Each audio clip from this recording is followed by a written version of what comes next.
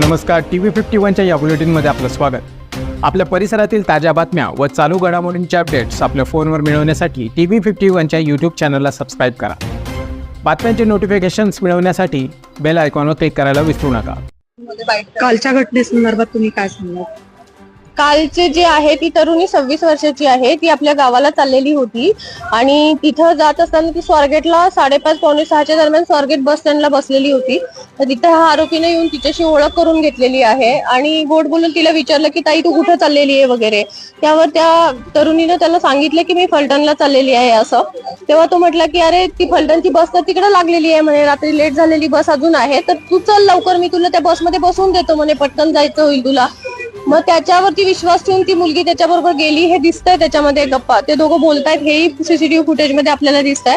बसमध्ये अंधार पाहून तिनं हा प्रश्न केला की बसमध्ये अंधार कसा काय आहे, तर त्यावर त्यांना सांगितलं की रात्रीची बस आहे, लेट झालेली, लोक झोपलेले आहेत म्हणून त्याचा अंधार आहे, दिवे बंद केलेले आहेत, तू वर चढ आणि टॉर्चने चेक कर, लोक आहेत त्याच्यामध्ये, असं गोड बोलून त्यांना ती त्या गोड बोलण्याला बळी पडून ती वरती चढली आणि टॉर्चनं पाहायला लागली. परंतु मीनवाईल हा वरती चढला आणि दरवाजा लावून घेतला आणि तिच्याशी तो अतिप्रसंग केलेला आहे.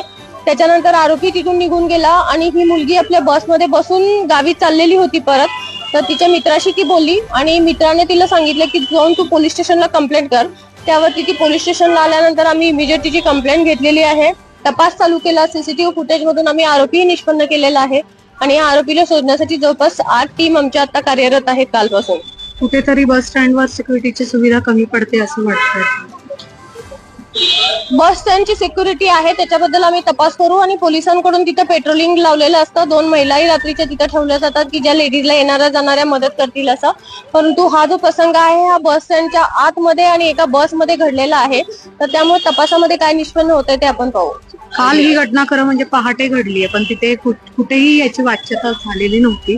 ते आजच आम्हाला थोड्या वेळापूर्वीपर्यंत समजलं आणि आम्ही तुमच्याशी संवाद साधलाय. याबद्दल काय म्हणजे आता ही जी घटना जर त्या मुलीच्या बॉयफ्रेंड कडनं जर इथपर्यंत समजली नसती तर कदाचित ती गहाळही झाली असती. म्हणजे याबद्दल काय वाटतं तुम्हाला? गहाळ तर 100% होण्याचा प्रश्न नाही येत मॅडम, कारण याच्यामध्ये कंप्लेंट दाखल झालेली आहे, त्याच्यावर तपास चालू आहे, पोलीस त्याच्यावर कार्य करत आहे. त्यामुळे तिचं कॉग्निझन्स कमी झालं असतं असं 100% नव्हतं मॅडम. परंतु कसं असतं की काही वेळेला मुलींचा पण विचार करावा लागतो. तिच्या घरच्यांचंही हे म्हणणं होतं की आमची मुलगी अनमॅरिड आहे, त्यामुळे ही गोष्ट कुठं कळली नाही पाहिजे. त्याच्यासाठी आम्ही स्वतःहून तर पत्रकारांना ह्या गोष्टी सांगू शकत नाही. ती व्यवस्थित आहे, फिजिकली आणि मेंटली पण ती कूल आहे. मी स्वतः तिच्याशी बोललेले आहेत. आमच्या ऑफिसर, लेडीज ऑफिसर, स्टाफ त्यांच्या कंटिन्युअस बरोबर आहे. त्यांचे स्वतःच्या घरचे लोकही त्यांच्या बरोबर आहेत. धन्यवाद, थँक्यू.